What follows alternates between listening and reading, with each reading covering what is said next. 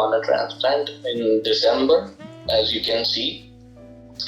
But I'm actually not sure with the medication which they have prescribed me. So I just want to share with you that. Okay, you have undergone a hair transplant before. I didn't know that, because the pictures that you sent was asking for a consultation. This is kind of a video consultation. I mean, I was not sure what to say because it was very fast, Okay. So that is why I was not able to share it. Mm-hmm. So so they prescribed me that I go with Dutasteride every alternate day. When was your procedure done? It was done on 9th of December. And where was it done? It was done in Ahmedabad. Okay, India.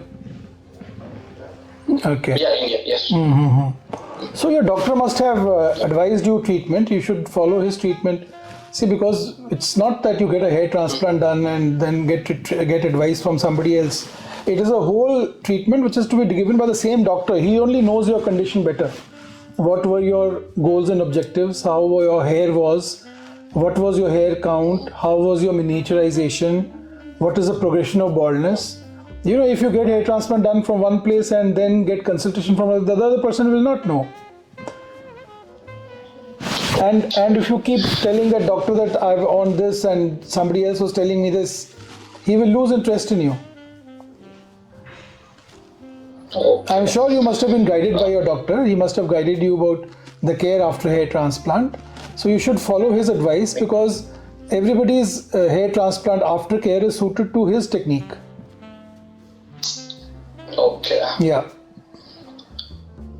But actually, I actually saw your video, and so I don't know if in some video you mentioned we should not start with Dutasteride directly, because I had never taken any medicine in my life before this. Yeah. So what was your total testosterone level before you started on Dutasteride?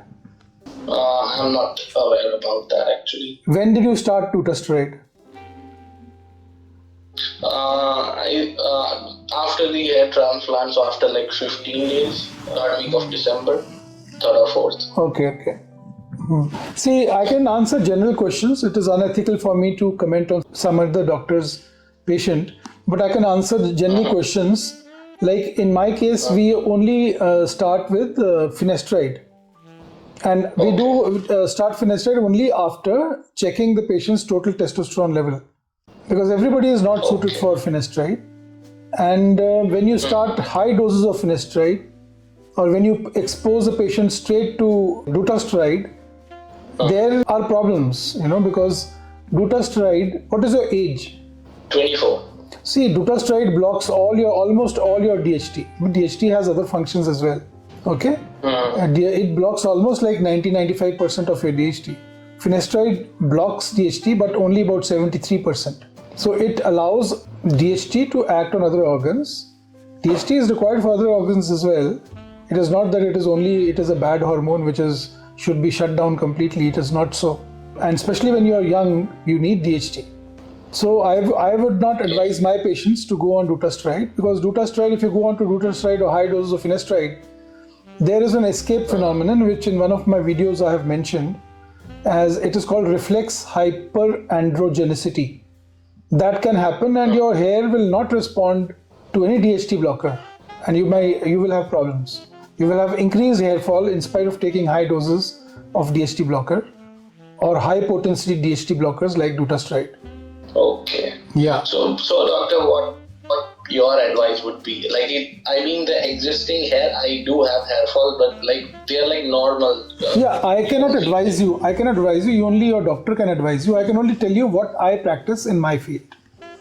I would start patients only on finasteride, 1 milligram every night for 6 months. And since a patient at 24 is highly progressive as far as the baldness is concerned, his being on finasteride in the long term is absolutely essential, because there's no point doing a hair transplant and then the other hair also go away, because the hair in the donor area are limited. If we just keep harvesting and covering newer areas as they appear, soon by the age of 35 we'll run out of grafts. Yeah. So even for long term, like after 6 months, you would advise 1 milligram a day.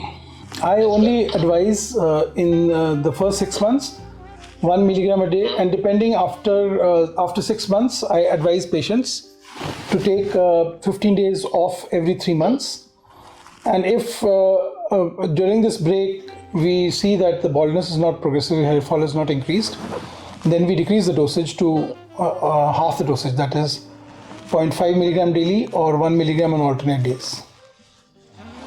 Okay. And then it can be decreased even further to 0.5 milligrams 3 times a week as a maintenance dose. Yeah, later on. But initially we start only tablet finasteride, 1 milligram every night for 6 months continuously after hair transplant, because that is very important.